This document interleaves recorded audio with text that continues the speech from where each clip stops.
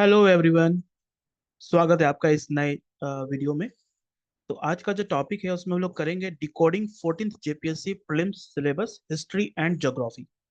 तो आज का जो टॉपिक है उसमें हम लोग हिस्ट्री एंड ज्योग्राफी पे बात करेंगे। जैसे कि आपको पता है कि इन योर जेपीएससी प्रीलिम्स यहाँ से टोटल नंबर ऑफ कितने क्वेश्चन 25 क्वेश्चंस पूछे जाएंगे दोनों सब्जेक्ट को मिलाकर। जैसा 15 question from history and 10 question from geography of India. तो पूरे सवाल 50 नंबर का है आउट ऑफ 200। ओके, 250 नंबर का जो क्वेश्चन होगा यही दो टॉपिक से आएंगे, यही दो सब्जेक्ट से आएंगे। तो समझना है यहाँ पर what are the important book and sources for history and geography. ठीक है, तो लेट्स स्टार्ट। सबसे पहले हम लोग बात करेंगे हिस्ट्री का, उसके बाद ज्योग्राफी देखेंगे। हिस्ट्री में जैसे आपको पता है कि 3 सेक्शंस हैं। ठीक है, इसमें पहला है ancient history, okay, medieval history and modern India. तो एंशियंट में टोटल 5 क्वेश्चन आएंगे। ईच क्वेश्चन कैरी 2 मार्क्स, सो 10 मार्क्स का एंशियंट से। सिमिलरली यू मेडिवल से भी 10 क्वेश्चन और मॉडर्न से भी 10 क्वेश्चन, सो टोटल मिला के 30 marks will be from history. So 15 question, 15 question into 2 = 30 marks. Okay, तो काफी मैटर करता है ये आपके जेपीएससी प्रीलिम्स में।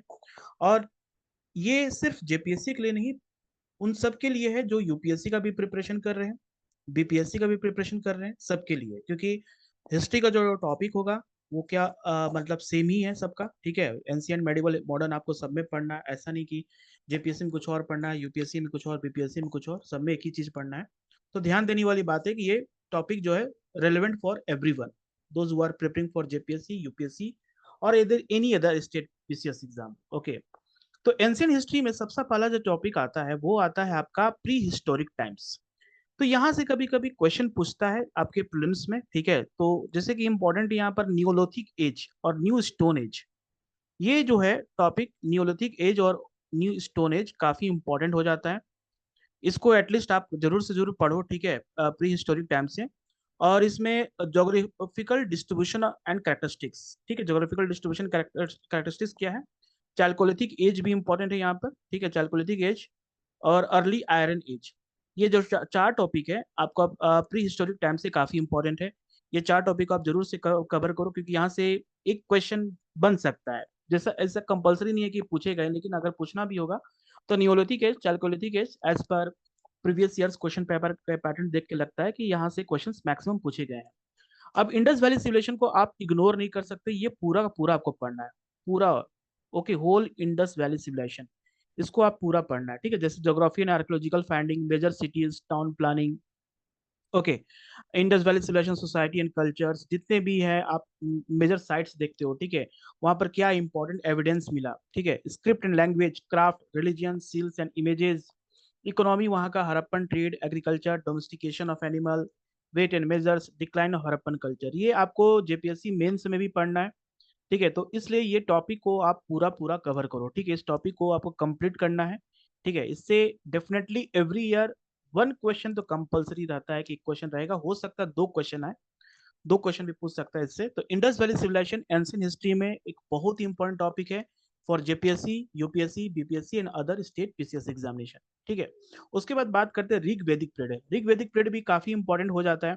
जैसे ऋग वैदिक पीरियड में क्या इंपॉर्टेंट होता है, वहाँ का social organisation, political organisation and evolution of monarchy, social organisation. ठीक है, and economy and religious practices and culture. तो जो भी ऋग वैदिक पीरियड से क्वेश्चन आते हैं वो अधिकतर आते हैं, जैसे सभा एंड समिति क्या था, सभा का क्या था, समिति क्या था। ओके, इकोनॉमिक एक्टिविटी क्या था, social organisation, whether women participate in sabha और समिति, नो, ऐसे क्वेश्चंस काफी पूछे जाते हैं। तो political, social, economic and religious practices से क्वेश्चन आते हैं ऋग वैदिक पीरियड में, तो ये टॉपिक को आप ज्यादा से फोकस करो।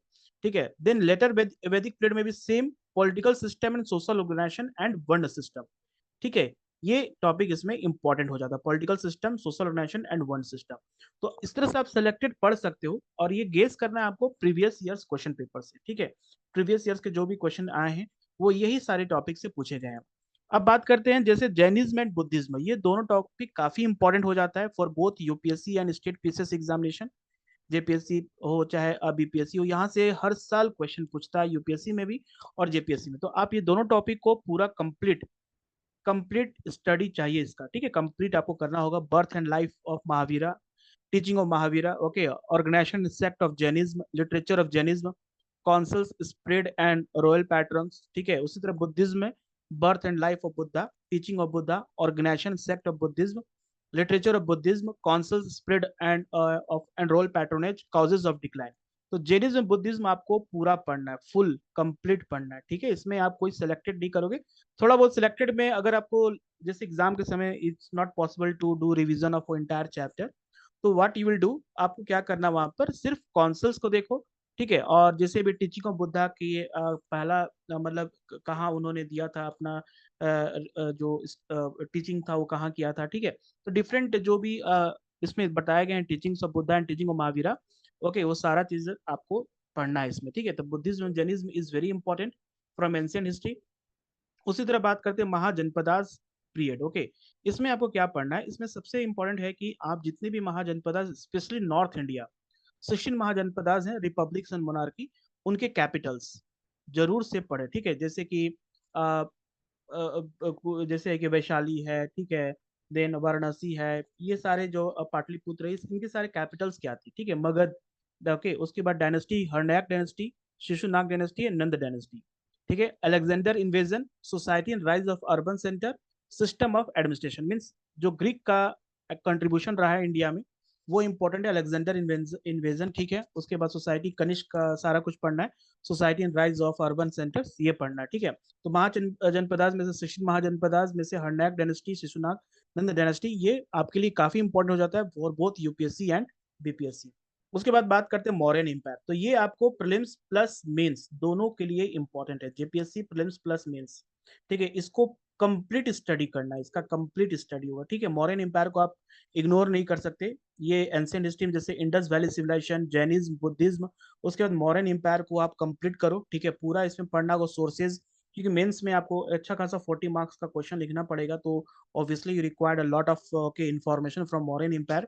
Chandragupta Maurya and Bindusara, Megasthenes, Ashoka and successor, Ashoka inscription and site, Ashoka reign, okay, Ashoka and Buddhism, Ashoka policy of dharma, modern administration, foreign relation, art and culture, जितने भी है मॉडर्न एम्पायर का आर्ट एंड कल्चर से भी काफी सारे क्वेश्चन यूपीएससी प्रीलिम्स में और आपको जेपीएससी मेंस में पूछे जा सकते हैं, ठीक है। जैसे कि पिल्लर, स्तूपा, ओके, स्तूपा का टेम्पल आर्किटेक्चर, ये सारे स्तूपा आर्किटेक्चर जितने भी हैं आपको मॉडर्न एम्पायर से पूछेंगे। देन पोस्ट मॉडर्न पीरियड जो है उसमें आपको क्या पढ़ना है, सोसाइटी, थोड़ा बहुत आपको सोसाइटी एंड कनिष्क, ठीक है, ये आपको पढ़ना। Kanishka is very important for JPSC prelims plus mains exam में, कनिष्क। तो आप कनिष्क को देख सकते हैं, क्या चेंजेस हुए पोस्ट मॉडर्न एम्पायर के बाद, आप उसको देखो, ठीक है। इसमें थोड़ा बहुत आप सिलेक्ट करके पढ़ सकते हो।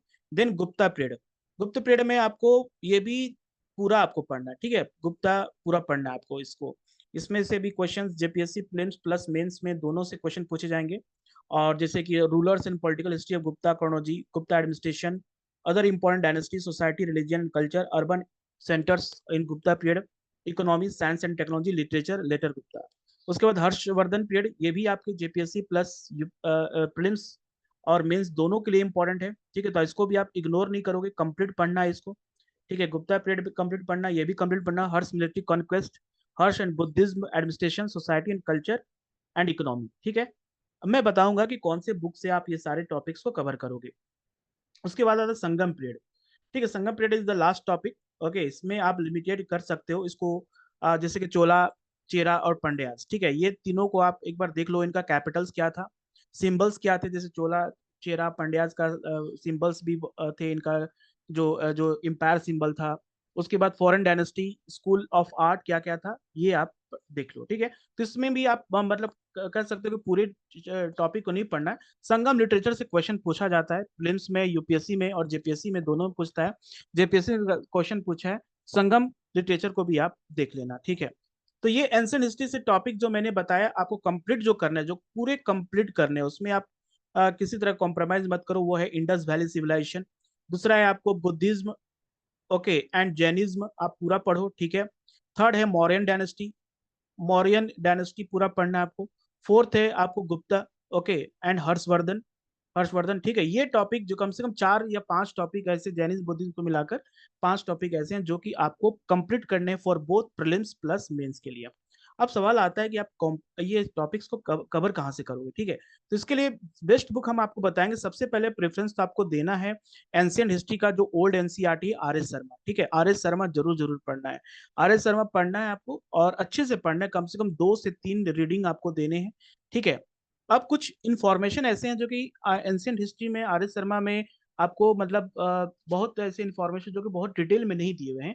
तो उसके लिए I will suggest you one more book called Tamil Nadu की जो बुक है क्लास 11 की एंशियंट हिस्ट्री, ओके, हिस्ट्री की जो टेक्स्ट बुक है उसको, ये बुक काफी इंटरेस्टिंग है और काफी डिटेल्ड में एंशियंट प्लस मेडिवल दोनों को दिया है। तो ये बुक आप जरूर से जरूर पढ़ो एंशियंट प्लस मेडिवल के लिए। लेकिन मैं सजेस्ट करूंगा पहले आप इसको पढ़ो, ठीक है, old NCERT R S Sharma. उसके बाद लूसेंट। लूसेंट तो आपका कह सकते हैं कि सपोर्ट है हमेशा। लूसेंट आपको एक फैक्चुअल इंफॉर्मेशन को एक बार देखने के लिए बहुत इंपॉर्टेंट है। जैसे आपने जैनिज्म बुद्धिज्म पढ़ लिया तो एंशियंट, अब लाइन बाय लाइन आप रिवीजन तो नहीं करोगे, तो रिवीजन के लिए लूसेंट सबसे बेस्ट बुक है। लूसेंट को आप डायरेक्ट मत पढ़ो, क्योंकि डायरेक्ट पढ़ने से क्या होता है कि इसमें बहुत सारे फैक्ट्स दिए हुए हैं, इसमें कॉन्सेप्ट नहीं दिया हुआ है, तो आपको हमेशा कंफ्यूजन होगा और हर एक इंफॉर्मेशन को याद करना पॉसिबल नहीं है। तो जैसे आप मान लो जैनिज्म पढ़ रहे हो, जैनिज्म बुद्धिज्म पढ़ रहे हो, तो बुद्धिज्म में आपको पता है कि जैसे कि महात्मा बुद्ध थे तो उन्होंने अपना घर क्यों छोड़ा, घर छोड़ने के बाद उनको उन्होंने कहाँ कहाँ अपना मतलब वो गए, और उसके पीछे क्या रीजन था। तो यहाँ पर आपको स्टोरी टाइप का नहीं दिया, स्टोरी आप यहाँ से आर एस शर्मा से पढ़ सकते हो, और ये बुक वाले, ये तमिलनाडु की जो बुक है इसे पढ़ो। देखिए ये लॉन्ग मैं बता रहा हूँ, ये शॉर्टकट तरीका नहीं है, ये लॉन्ग है थोड़ा, इसमें आपको टाइम लगेगा, क्योंकि अगर आप बोथ जेपीएससी प्लस यूपीएससी दोनों टारगेट करते हैं तो उसके लिए आपको यूपीएससी में बहुत ही डिटेल में पढ़ना होगा। तो ओल्ड एनसीईआरटी के साथ साथ आपको ये वाली बुक को भी पढ़ना है, ठीक है।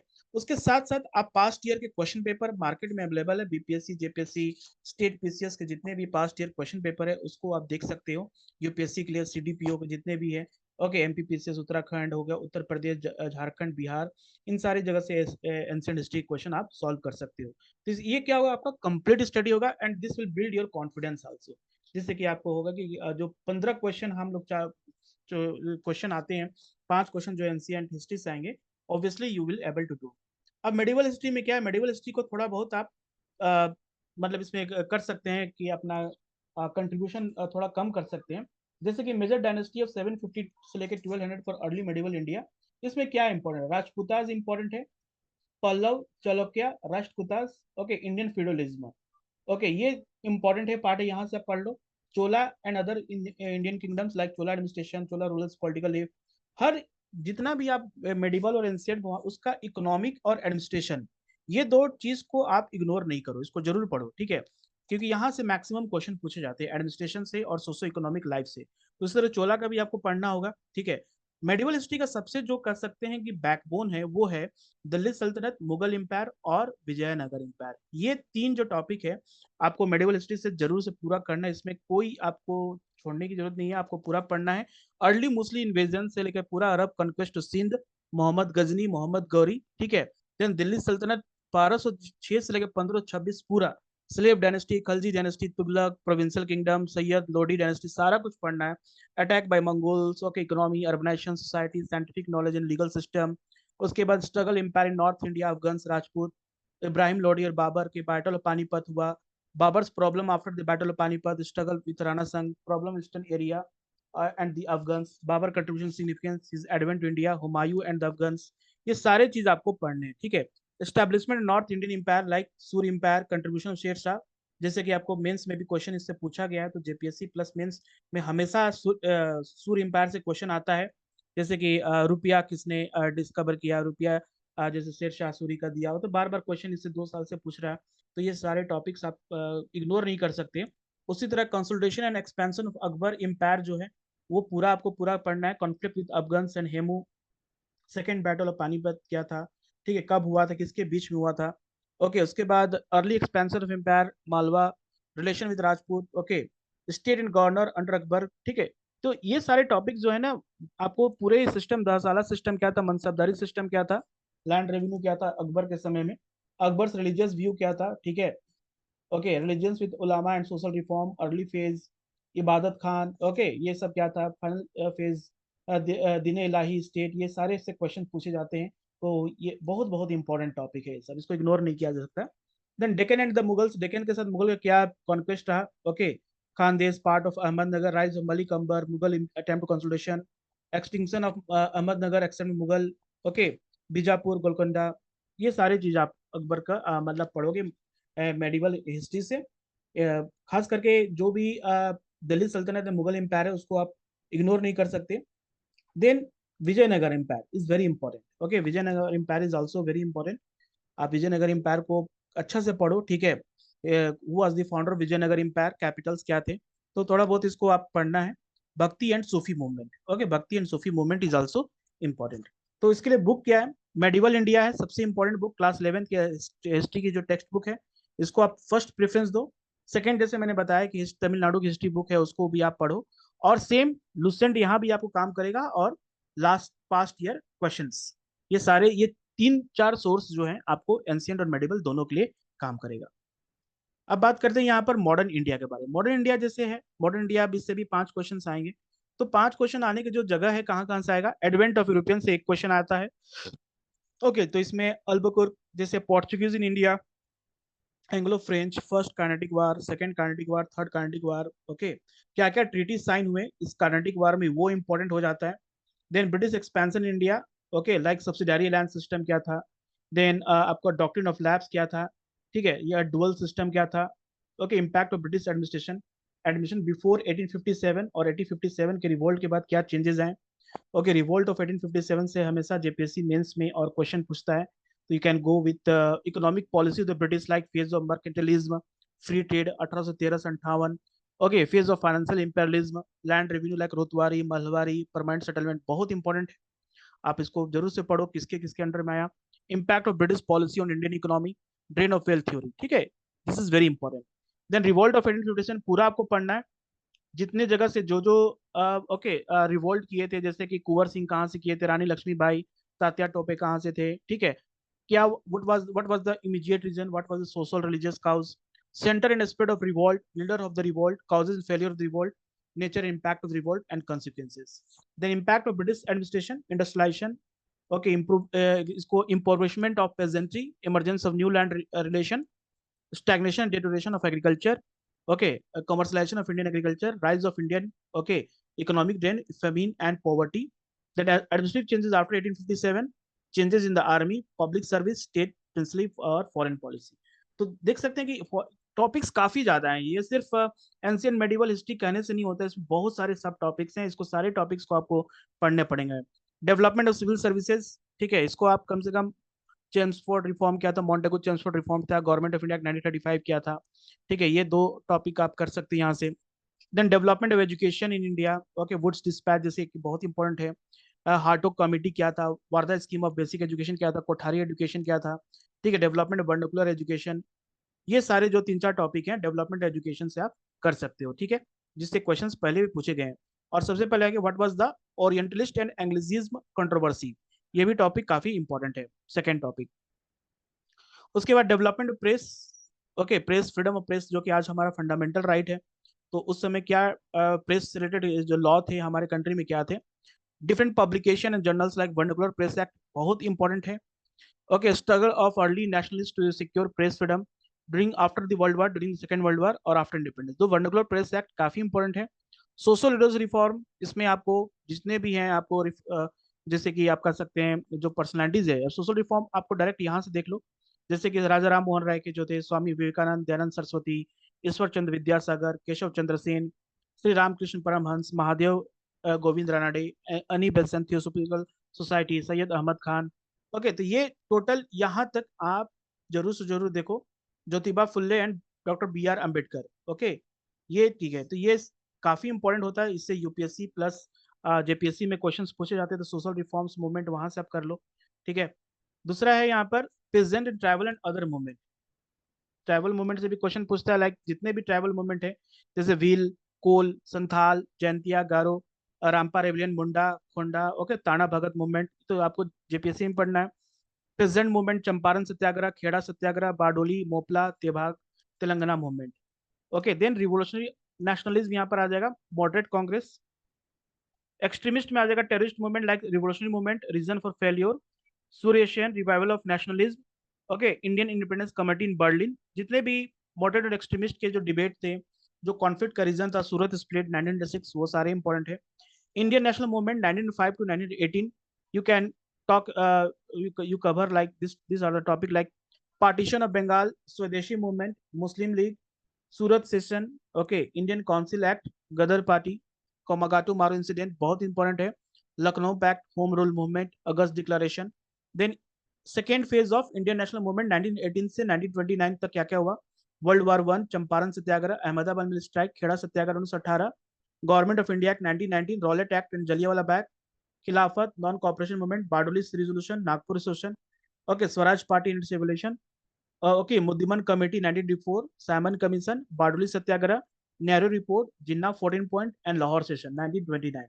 ठीक है, तो 19 से थर्ड फेज में फिर बात करें, थर्ड फेज बहुत इंपॉर्टेंट होता है, इसमें से ज्यादा क्वेश्चन पूछे थे 1930 से 1947 के जो बीच में हुआ, क्योंकि civil disobedience movement, Gandhi Irwin pact, first round table conference Karachi session, second round table conference civil disobedience movement second phase, third round table conference communal award, Poona pact, okay, government of India 1985, World War II and Indian nationalism, resignation of Indian Congress 1959, Pune resolution and condition support of the British, August of 1940, individual civil disobedience, two nation theory, demand for Pakistan, Cripps mission, quit India movement, Azad Hind Fauj, Indian National Army, okay, INA trials, INA rebellion, Rajagopalchari formula, CR formula, Desai Yakat Pact, Cabinet Mission, Weber Plan, Jinnah Direction Action, Direct Action Resolution, Mountbatten Plan और India independence act. तो ये topic very very important है, इसको आप ignore नहीं कर सकते। 1930 से 1947 का जो सेकेंड फेज है और थर्ड फेज है वो काफी इंपॉर्टेंट हो जाता है। देन गवर्नर जनरल से क्वेश्चंस पूछते हैं कि किसके गवर्नर जनरल में क्या क्या नए रिफॉर्म्स आए, तो ये सारे आपको पढ़ने हैं। ठीक है, इसमें आपको देखो गवर्नर जनरल के सारे नाम यहाँ पर है। ओके, ये अब बुक कौन सा पढ़ना मॉडर्न इंडिया के लिए, तो सबसे बेस्ट बुक यहाँ पर आपको होगा पहला, तो आप टेक्स्ट बुक को हमेशा प्रीफर करोगे। ओके, क्लास 12 की जो एनसीईआरटी है, old NCERT modern India Bipin Chandra की, ओके, बिपिन चंद्रा की ओल्ड एनसीईआरटी, वेरी इंपॉर्टेंट। उसके बाद आप स्पेक्ट्रम, बहुत ही अच्छा बुक है। ठीक है, स्पेक्ट्रम अभी काफी मोटा बुक आता है, तो आप इसको थिकनेस देखकर घबराना मत, लेकिन इससे आपको बहुत ही अच्छा एक अंडरस्टैंडिंग मिलेगा इंडियन हर एक मूवमेंट को, जैसे स्वदेशी मूवमेंट है, क्विट इंडिया मूवमेंट है, सिविल डिसोबीडियंस मूवमेंट है। ओके, क्या रीजन था, क्यों फेल हुआ, क्यों सक्सेस हुआ कोई भी मूवमेंट, ये बहुत अच्छा से आपको एक आप अच्छा आंसर यूपीएससी प्लस जेपीएससी दोनों में लिख सकते हो बाई मॉडर्न इंडिया। तो जैसे मैंने बताया कि ये दोनों बुक आपको, एक टेक्स्ट बुक और एक रेफरेंस बुक तो जरूर फॉलो करने हैं। ठीक है, सिर्फ टेक्स्ट बुक से काम नहीं चलेगा, आपको रेफरेंस बुक भी लेना है, क्योंकि जेपीएससी में तो चॉइस हो जाता है कि आप whether you are interested right answer of modern India और not, but for films okay थोड़ा फैक्चुअल क्वेश्चन पूछते हैं, तो आप इस बुक से काफी अच्छे से कर पाओगे। और लूसेंट इसमें है मॉडर्न इंडिया में, एक बार आप रिवीजन लूसेंट से वे कर लो, ताकि आपको एक लाइनअप हो जाएगा, क्रोनोलॉजिकल ऑर्डर में आप समझ जाओगे कौन से इवेंट किसके बाद क्या क्या हुआ। एक रिवीजन के लिए बहुत अच्छा होता है लूसेंट। और उसके बाद पास्ट ईयर क्वेश्चन पेपर तो आपका हमेशा कंपलसरी है, इसको आप इग्नोर नहीं कर सकते, कंपलसरी है पास्ट ईयर क्वेश्चन पेपर, बिना क्वेश्चन पेपर सॉल्व किए, क्योंकि बहुत सारे स्टेट पीसीएस में तो क्वेश्चन रिपीट होते हैं, एग्जैक्ट रिपीट, जैसे कि जेपीएससी में पूछ देगा मध्य प्रदेश में अगर कोई क्वेश्चन पूछा है तो उसको डायरेक्ट क्वेश्चन जेपीएससी में पूछ देगा। तो इस तरह से आप डिफरेंट स्टेट्स के क्वेश्चन बनाते हैं तो you will have a very good idea. Okay, तो ये है पूरा आपका हिस्ट्री का part. Okay, so next video में हम लोग मिलेंगे, जिसमें हम लोग बात करेंगे अबाउट ज्योग्राफी। ओके, ज्योग्राफी के ऊपर बात करेंगे नेक्स्ट वीडियो में कि क्या आपका स्ट्रेटेजी होना चाहिए ज्योग्राफी ऑफ इंडिया। ठीक है, that will be called as part 2। Okay, thank you everyone.